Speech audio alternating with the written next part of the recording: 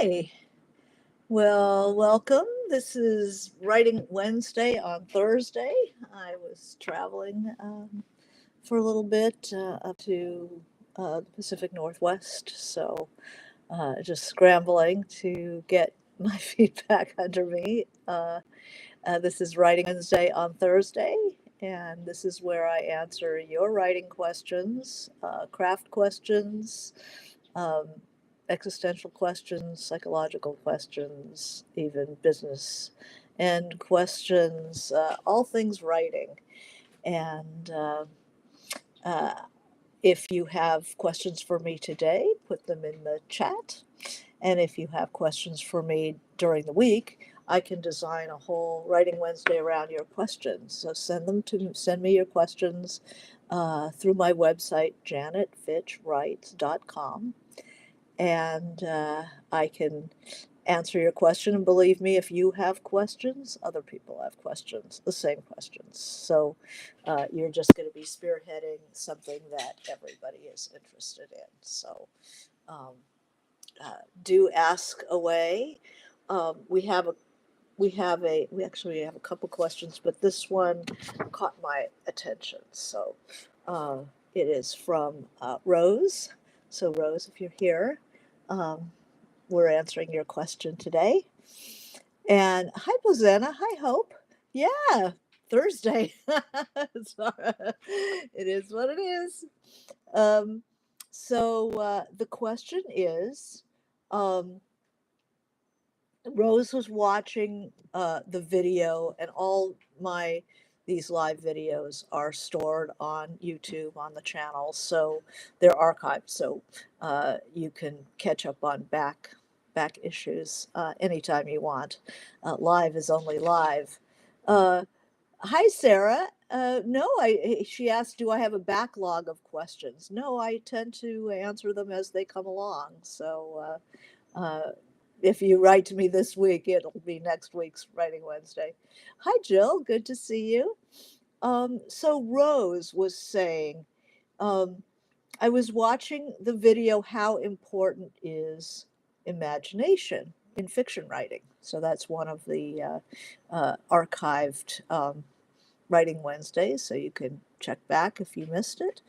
Um, and Rose says, I find solace in fiction. Stories are my safe place. Yeah, you and me both, and many of us.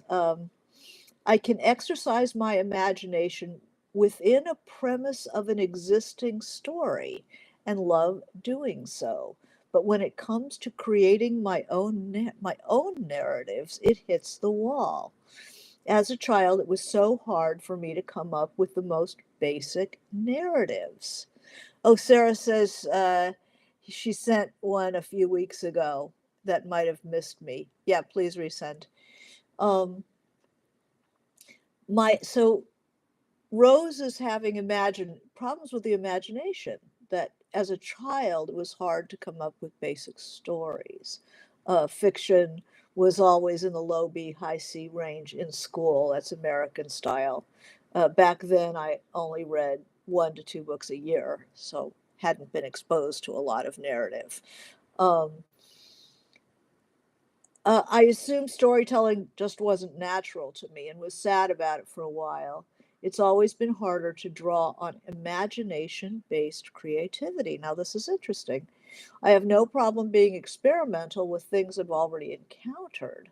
I believe there could be an element of neurodivergence here, or a combination of not having been a reader until recently, but I'm not yet fully sure I like patterns and structure and struggle with the blank slate. This is such a good question.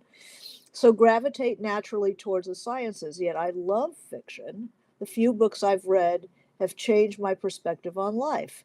Someday I want to write my own story, but imagination has been an impediment. Is this something that can be trained? What exercises can help me? Thank you so much.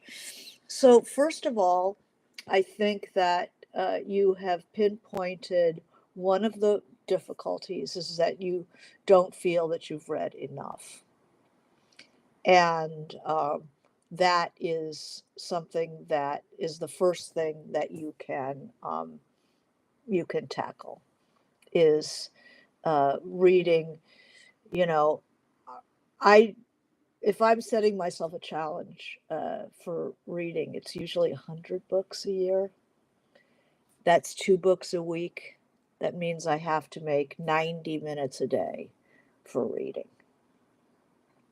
But if you haven't been much of a reader, um, I'm going to guess that you are still, maybe even still in school. I would suggest a book a week is doable. You figure out what your reading speed is, read for 10 minutes and, time 10 minutes and see how much, and it'll vary from book to book. Some books you have to read more slowly, some books whiz by. Um, but you'll have to start reading more. And if you know that you want to write fiction, start noticing the moves that the writer is making. Notice when they change locations. Notice when a new problem is introduced. If you can write in your books, it would be very helpful for you to start making notes on the books or in a notebook. Um, just a reading notebook, that notice how these books unfold. Um, where this seems to be imagination in terms of story, um, making up new stories. Um, so uh, Hope says she should read some of those choose your own adventure books and always ask what happens next. And you can do that not with the choose your own adventure books because that's, you know, children's children's books. But you can do that in with any book. Uh, I remember reading a short story in college. Um, it was I think it was a Coover story. And we read or no, it was Borges. We read the first, it was Coover. There was a Coover story and a Borges story. And we'd read a page of a short story, and he would stop and say, well, what do you think happens? And you'd write the possible story that would come out of that beginning, and then you'd read the rest of the story and see what the author thought happened, because that helps break it loose where you can, like Hope is indicating, you can say what happens next.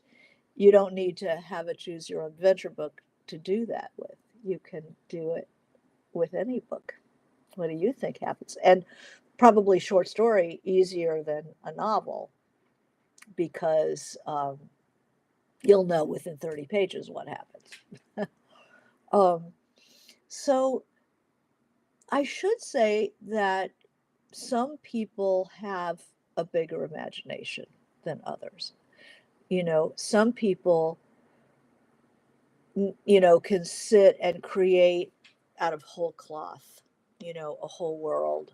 Some people just have, incredible imaginations. And then other people do better writing fictional versions of things that they've encountered or using things they've encountered as the basis for fiction. So, say you, as a not super imaginative person, you can start with a fictionalized version of what happened to put pressure on a character that might be closer to you than a purely imagined character. But say something else happens. So you start out with that summer that you had to spend with Aunt Jo in Chicago, and you're 15, you're in the suburbs, and you can't get around, and she wants you to practice tennis against a wall for an hour and you're sitting there and you know what happened, but say it's a fictional character. So you fictionalize a little bit. How is that character different than you? Can they be tall? Can they be short? Can they be, you know, a different gender? Can they be, how are you going to make them different from you? And then instead of what actually happened, think what could have happened. I could have hitchhiked into Chicago instead of sitting there bouncing the ball against the wall. Or I could have run into a kid from the neighborhood who had other plans for the afternoon and have had an adventure with this other kid. Um, so, one of the important questions to ask yourself is what could have happened? Um, when I was a kid, I was a, a complete fantasist. It was more than a fantasist. I couldn't tell the difference between what actually happened and what might have happened. So I got in trouble for doing that because people thought I was a liar. And I was, I was a liar too. But also it's a better story if something else happened, if some guy on a motorcycle, dove through the crowd at my elementary school and did something and took us off on an adventure. That is taking what happened and moving it over into a more interesting story.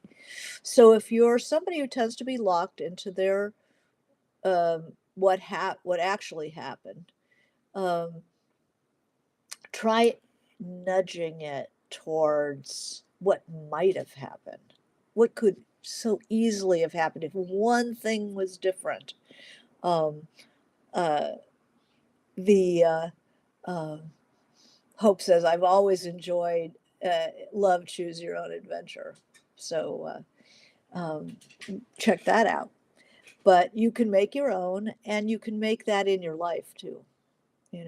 What if I hadn't married that guy? What if I had just at some point, recognized that X was going to happen and went off with his best friend? What if? What if is your if you're somebody who bases their fiction largely on what you only can see what happened, and it's very difficult for you to imagine. Um, uh, what if is your friend? What if? Um, what if my Aunt Jo had disappeared that summer? So I'm pissed that I'm like trying to, having to play tennis against the wall. So boring. And came home and Aunt Jo had disappeared. Then what if? Now you're in the fictional zone. Um, you Most people need a psychic connection to the stories and characters that they're creating. They don't create them out of whole cloth. They base a character on, say, if I want an impatient character, I might think of like 4 people that I know who are impatient and give that character qualities of that person. So you don't have to have uh, a phenomenal imagination to write fiction. But you have to move, nudge the story away from what actually happened into what if? What if this happened? What if my friend was a little edgier than they were? What if I was a little bit more adventurous than I was? And nudge it until something else presents itself that still could have happened. I'm not saying that leprechauns, hi Marie, I'm not saying that leprechauns descend from the chandelier or something. If you don't have that kind of imagination, then, you know, there are all kinds of imaginations. And um, the ways of exercising the imagination, what if is your best friend. So if you have nothing else from this hour, just write down what if, and always ask yourself, what if something happened else? What if it was slightly different? What if the car broke down? What if you had no cell phone reception there? What if, you know, you encountered something that you weren't expecting? Um, Another thing that helps train the imagination that you want to put in your bag of tricks is in creating a character different from you. Um, you can do exercises as opposed to experimenting on the work that you're trying to do, just nudging the imagination at all times towards something new. So even if it's using I have exercises, sentence exercises, where we use metaphor. So when I teach this, I teach um, basically it's like cliche bus, getting out of cliches. Hot as hell, cold as ice, white as milk, and it's all the same. Hi Peggy, good to see you. um, so what you do is you start by taking the standards, hot as cold, hot as hell, cold as ice, black as coal or ink or whatever. What 99 out of 100 people would say. My teacher, Kate Braverman, um, used to call that the family feud answer, where you get points if you say the thing that everybody would say. In fiction's the opposite. You get a point if you don't say the thing that everyone would say, because that's why people read you, is to get something new. So you push the imagination in that way. You know, how red was it? We've heard lipstick red, we've heard, that kind of thing. Anything you've heard before ever is a cliche, banned. So you say, what color red? What kind of red was it? What color red were those shoes that she wore when she comes into the club? And, the first things that come to mind will always be the cliches: fire engine red, et cetera, lipstick red. So then you start playing. Yeah, Soviet flag red. That's interesting. You start for more interesting colors. A heartbreak red, um, you know, Jello, couch staining Jello red, um, and then you can get into colors that don't exist. You know, a red, the color of my boyfriend's Mustang in 1965. I didn't have a boyfriend in 1965. So you're already making it up. You're already finding little corners of the imagination. And it doesn't take much, um, it won't take much commitment when you're doing exercises. It's just exercise, fun. But it works out the imagination. It forces you to say, what kind of reds are there? And try 10 of them. Figure out 10 different, take a red that already exists that you can find a paint chip. I love paint chips. I love color, these color exercises. And um, you decide, what red the color of, you know, my mother's car as she drove away for the last time. So it has an emotional quality to it. even if your mother never drove a red car. It has an emotional quality to it. These are, green, the color of Romulan heartbreak. Who knows what Romulan heartbreak, what color that is? But if you want it to be a green, so it taps into the imagination, like nail polish colors, absolutely. If you go to the hardware store, always take paint chips. And then just look at a paint chip and go, what, okay, it's buttercream, they call this sort of yellowy white. Um, what other color could that be? And, just challenge yourself, do the hot, how hot was it? How cold was it? How tall was he? Um, Chandler is a great source for metaphors like that. He's the master of the metaphor. Understatement, overstatement, um, ways of describing objects and all kinds of things in terms of wonderful metaphor. Um, a 69-cent alarm clock ticked on the peeling gray white paint of the bureau. It ticked loud enough to shake the walls. How loud was it? It was loud enough to shake the walls. It was loud enough, like how loud was that plaid?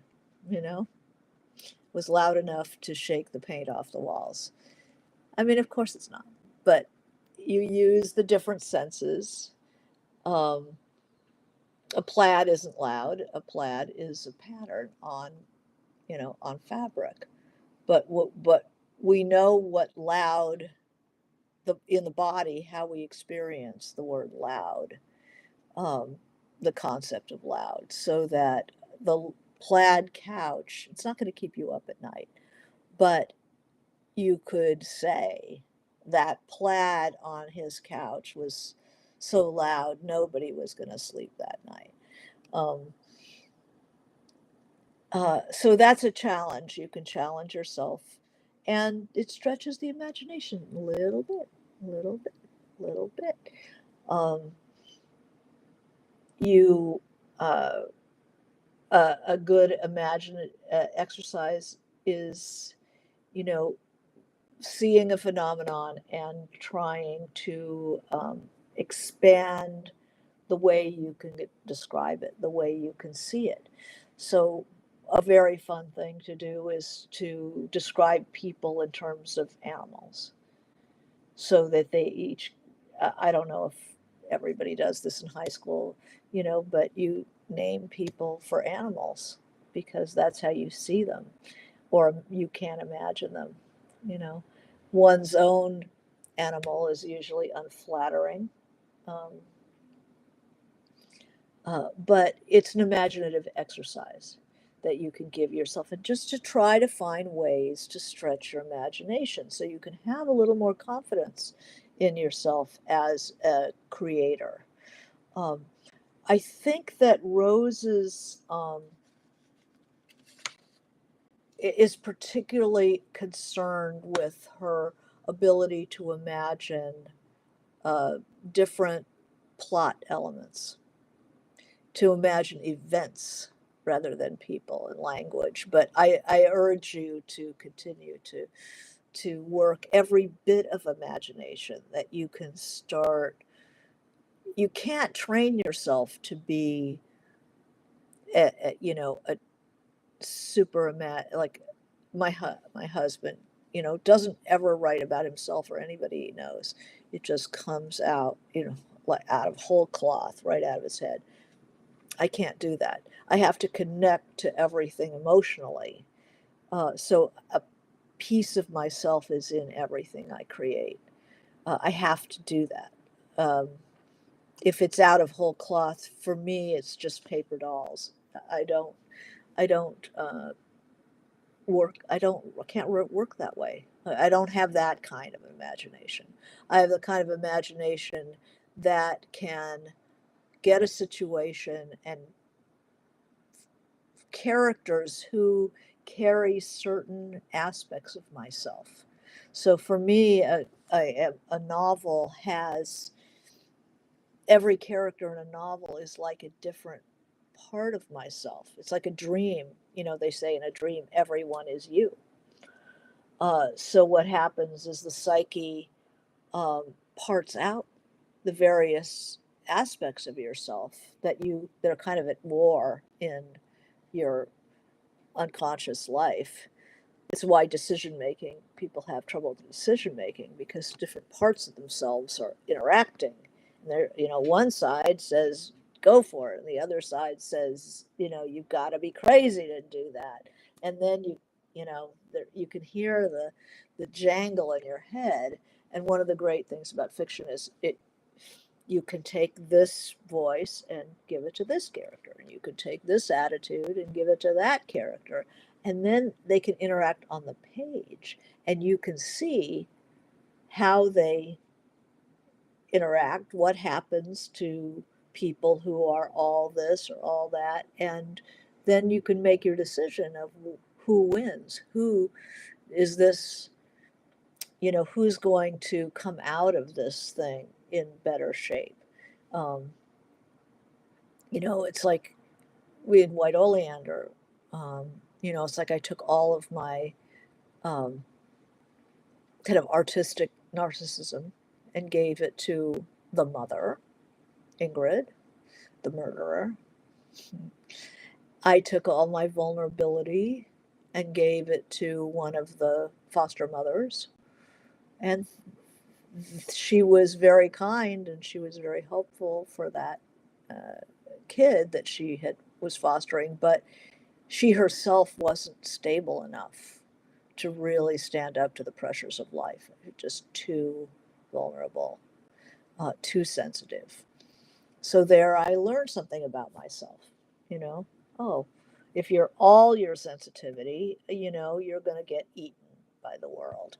If you're all your narcissistic, artistic self, you might do something on the artistic level, but you're going to be a nightmare for those around you. Um, if you're all your, you know, one character was like my commercial side. She was a swap meet entrepreneur, and I've got that side to myself. I love that stuff. So you can part out your psyche and play with different parts of it. So the fact that you say you can't make up things very well. Um, I don't think you have to. I think that you have to ask yourself, what if something happened? You have to push for conflict. You push for conflict, believe me, something's going to happen. And it doesn't have to be what actually happened. Once you push for conflict, um, you will find it. And the conflict will propel the story all by itself. Um, I think that the absence of a strong antagonist will hurt your, you know, if you have a strong antagonist, something will happen because there's no way the protagonist can avoid the conflict. It pushes them onward and they have to learn how to maneuver in a world where this kind of pressure is going to be on them. um, I think that, you know, but things, imagination, imagine yourself in other people's shoes. I mean, I think that's what fiction is all about. um, and maybe it's why people are writing more memoir, that it's getting harder for people to imagine themselves in another person's shoes, which is sad, you know. um, if you're having trouble with imagination, you know, picture somebody, meet somebody, go to a donut shop and sit there and look at somebody and tell us who they are. That's something I used to assign in, um, when I taught junior high students. I would have them go somewhere and pick someone and tell us about them.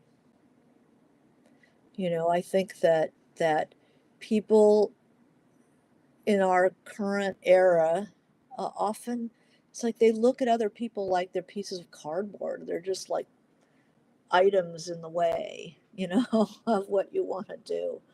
And I think that fiction writing in particular stimulates curiosity about other people. And so allow yourself that curiosity, allow yourself to make assumptions about people.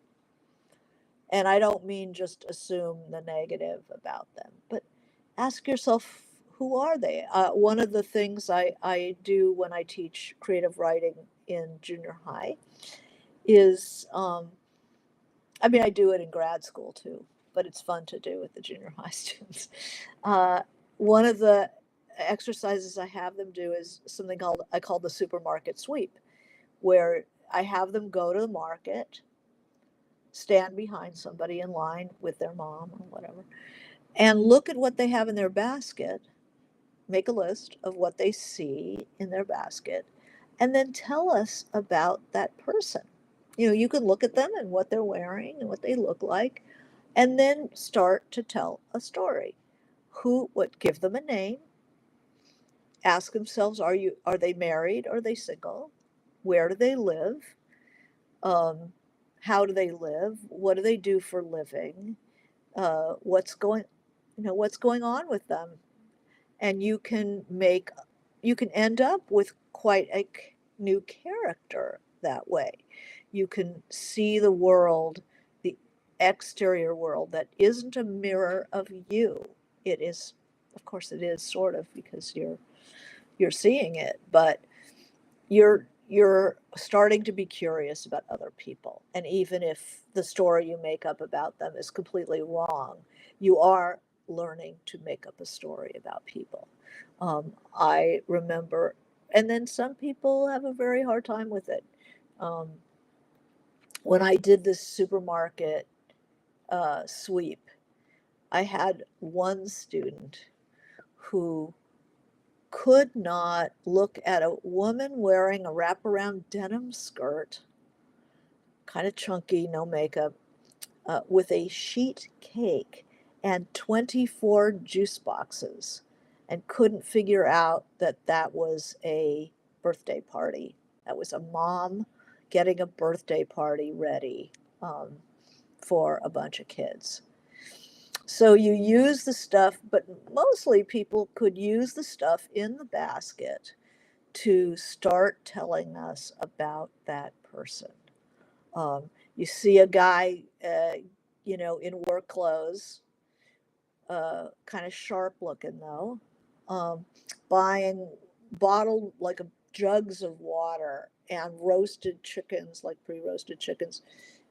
That's a guy buying lunch for a work site.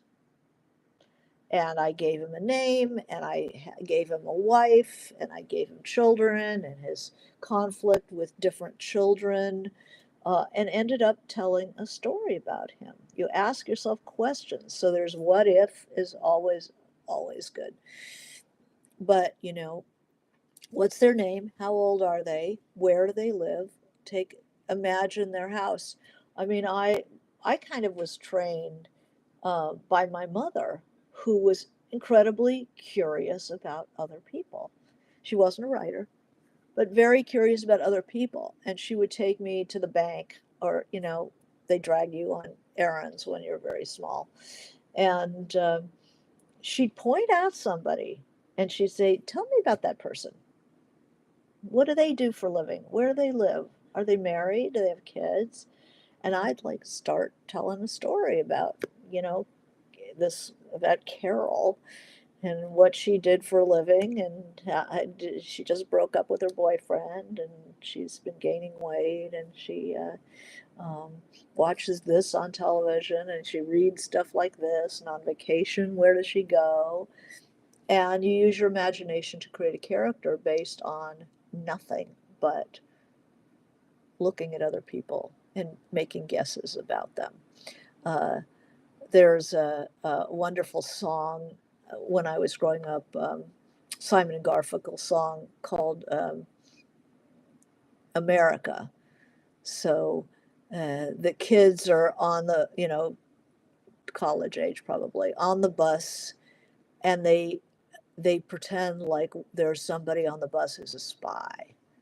And what if they are a spy? And then they get into this whole spy fantasy. You know, imagine, you're sitting at the McDonald's or whatever and pick somebody and go, okay, that's a spy. And I have to do something, or what are they looking for? What's the drop? What's the crime?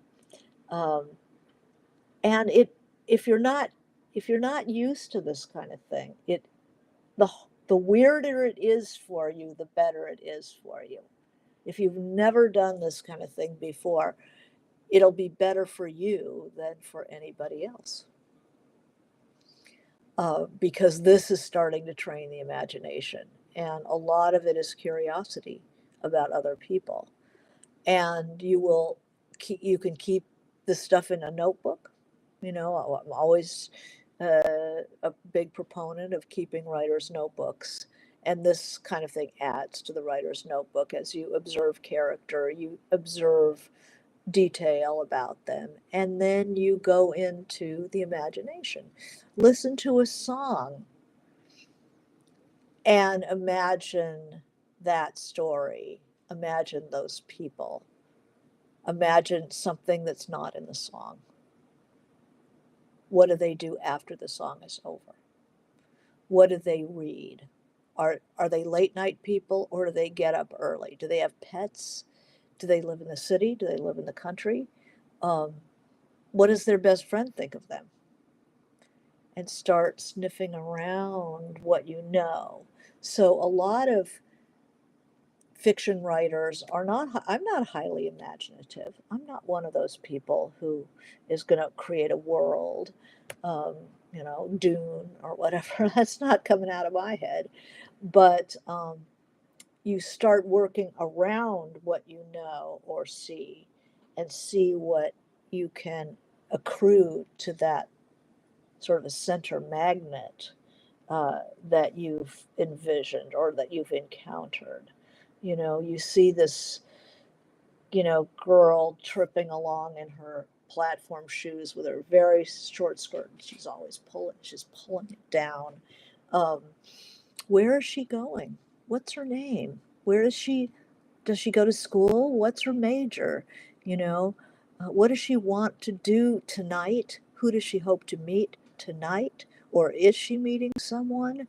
Um, if there's a group of people, imagine what is the dynamic within that group of people. You see three old ladies or four old ladies on a park bench. Who are they? They're all going to be different.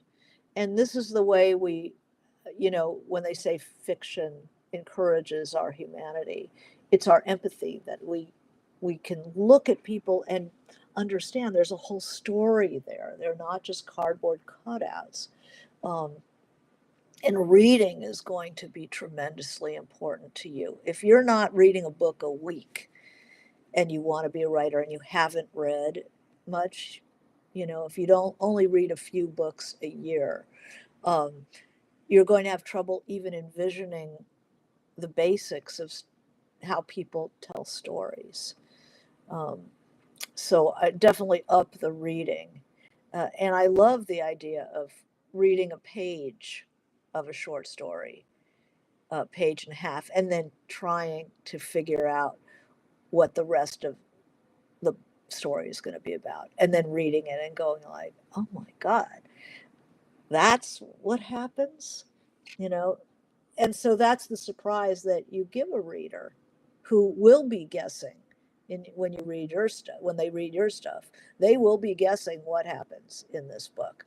And you always want to do something else than what they expect. That's the fun part. Okay, so we have some questions here. So Bozena says, let's start with Hope. Hope has a great tip for writing dialogue, to eavesdrop on conversations and write them down. That's interesting. It's gives you some, although conflict, dialogue in fiction is about conflict, and uh, people, the way people speak doesn't, it is really good, but it often is not, doesn't get to the issues that underlie. So grain of salt when you deal with real conversations, but listen to people talk to each other, absolutely, and write it down. It's a great exercise. Really tunes the ear to tone, rhythm, and then who might be who in the relationships. um, Bozena says, we discussed a similar topic some time ago, and I recommended Diane Ackerman's books. Yeah, uh, um, the Spell of the Sensuous, is that hers? The Natural History of the Senses is hers. Um, so, in the way of making up sense detail, finding language for sense detail, and avoiding the cliche and using metaphor um, for, um, you know, and killing the cliche. How hot was it? Well, it was so hot. So, first, the thing everybody would say is the thing nobody should say in fiction. That's what a cliche is. You always want to be fresh. And then Sarah says, as a kid, I used to create entire musicals based on albums and act out all the parts, only child problems. Well, that's interesting. Um, so it is a very good idea to let music stimulate the imagination. The senses can go both ways. They can contact both memory and imagination. A taste is often uh, a smell and taste go back to childhood. They go back to memory. Whereas something like music can take you off in a different direction. I mean, I don't think when you go to the symphony, and, I don't know who's a big symphonic listener. Um, I don't think 10% of an audience at a symphony is actually listening. Yeah, it's like, okay, the cellos are doing this, and look at that, and all that transition and that, motif, and are staying right on the surface with the music. I think at least 60% of people are seeing images, are going somewhere with the music. Um, and if you're struggling with imagination, that's a really good thing to do, is listen to classical music, listen to jazz, listening to something that's not story oriented, um, and letting it take you somewhere. Where are you listening to that? What does it stimulate in you? And then write that down. Um, Really, that's a very helpful for training the imagination. But you need to be reading a book a week minimum if you want to be a writer, and really noticing the moves that the uh, that the writer is getting. How is it laid out? How do they handle foreshadowing? How do they handle um, do they do multiple character dialogue scenes, or is it mostly one person? Is it very internal? Um, is it, look at the points of view and how the point of view is it passed around, or does it stay with one person? Is it first person or third, present or past?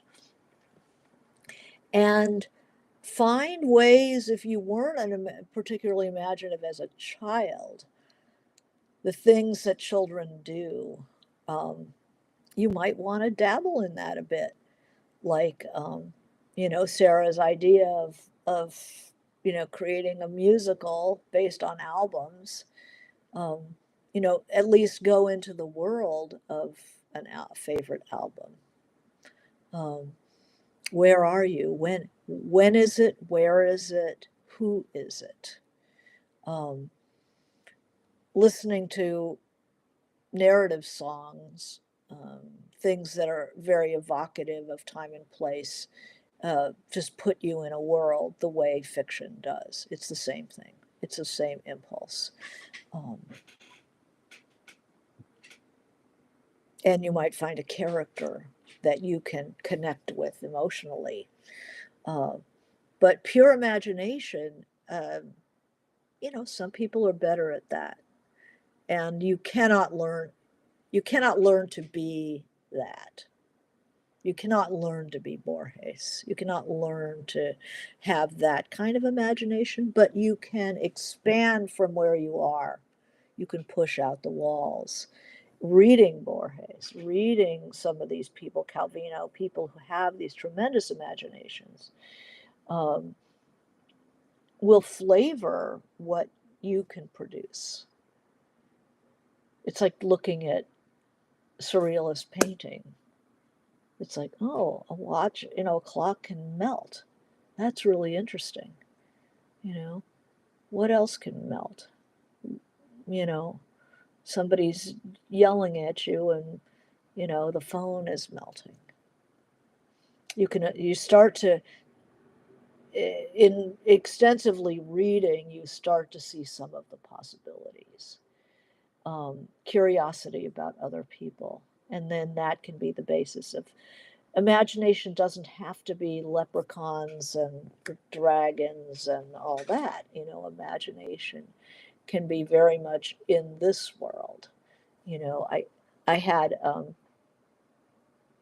I was at a restaurant, and there was a famous actor, Jason Robards, who was having dinner with another man, and there were two children with them, and they were completely ignoring those kids and having this conversation. The kids were bored out of their minds and throwing bread balls at each other, and the dads didn't even notice. And to me, there's that that's a story. That's not a story about me, but I can relate. I can emotionally relate to those kids and having to listen to adults go blah blah blah blah blah about stuff that as adults we're probably super more interested in what's Jason Robards talking about than kids throwing bread balls. But in terms of character, in terms of people uncomfortable in the moment and wanting to explode the moment, two grown-ups yapping is not as full of conflict as those kids having to endure that. I remember going to a gallery and seeing a kid. It was an opening, so everybody's got their wine and blah, blah, and they're all, standing really close, and they're wonderfully dressed people. And there was this kid. Somebody brought a kid to an art opening, which is really shitty anyway, and didn't bring any toys for them, no books, no nothing. And he was sitting against the wall, looking really unhappy, and he was zipping his sweater up and down, up and down. And it's like I could just enter that kid. I could be that kid. And just something, I can imagine writing a story about him and something happening at that art uh, opening that would bear on those neglectful parents who thought to bring him with nothing to play with. What dicks. Okay, so Eki Sare, hi, says, do you think if I imagine people as characters will make them uncomfortable? You mean looking at people? You have to be willing to look at people if you want to write fiction. It doesn't mean you have to be cool. You can't like stare and write about, like that it's obvious that you're writing about them, you know. But you look over and then you look down at your book, maybe you turn away, write a little bit, you take another look, so yeah, you do have to be somewhat chill to look at, but you know you can't be afraid to look at people. And then, you can't be afraid to make assumptions. A lot of people have trouble with that. They look at somebody and it's like people are complete mystery, like they have never been a person or known one, and they look at a person and it's like, I'm looking at a person at a donut shop and who knows who she is? I don't know. I don't know that many people, I don't know. You have to be able to make a guess and go with your guess. That's fiction is a lot like tightrope walking that way. It's like step at a time. It's not even tightrope. It's like in the cartoons where they're walking across and there is no tightrope. That a little at a time, you make an assumption, you think about them, you know, girl, is this somebody who works there on their break? You notice the bitten nails, you notice the peeling nail polish, they've got a phone, they're, say, they're definitely an older teen, but they have little girl things. The phone is like a Hello Kitty, um, the backpack. And then it's like, okay, so this is somebody struggling with the transition between childhood and adulthood, which is a really tender moment. Let's call her something. Let's call her Denise. And who is Denise? And where is she in the birth order? Does she have brothers? Does she have sisters? Or both? And then is she oldest? Is she youngest? What are her ambitions? What's her favorite subject in school? Is she good at sports? Is she lousy at sports? How does she feel about that? What's her safe place? What is her home life? And nobody's going to look at this. This is exercise for you. So you don't have to worry about that you're going to offend somebody because nobody is going to know what you're writing. But you are doing reps. It's like going to the gym and exercising your imagination. Um, if you mean by your question, do I imagine people as characters will make them uncomfortable to read it on the page? um, that you have to disguise them a bit, especially if they know you. Um, make them, if they're blonde, make them a brunette. If they're skinny, make them chunky. Whatever you need to do to kind of cover your tracks. Um, it's one of the good things about fiction as opposed to memoir or autobiography is it doesn't have it doesn't have to be fact checked. You have room to change things to cover your tracks. So I always recommend that. Well, any last questions before we check out here? Um, I thank you for coming to write. Good, so that helped. Eki, sorry. I'm glad that helped. I hope it did. And, push your imagination, especially if you don't think you have a good imagination. Then you need more reps. You need to work out that. So thank you. Thank you for coming. Good to see you all. And we'll see you next week on Wednesday for Writing Wednesday. So thank you. Bye.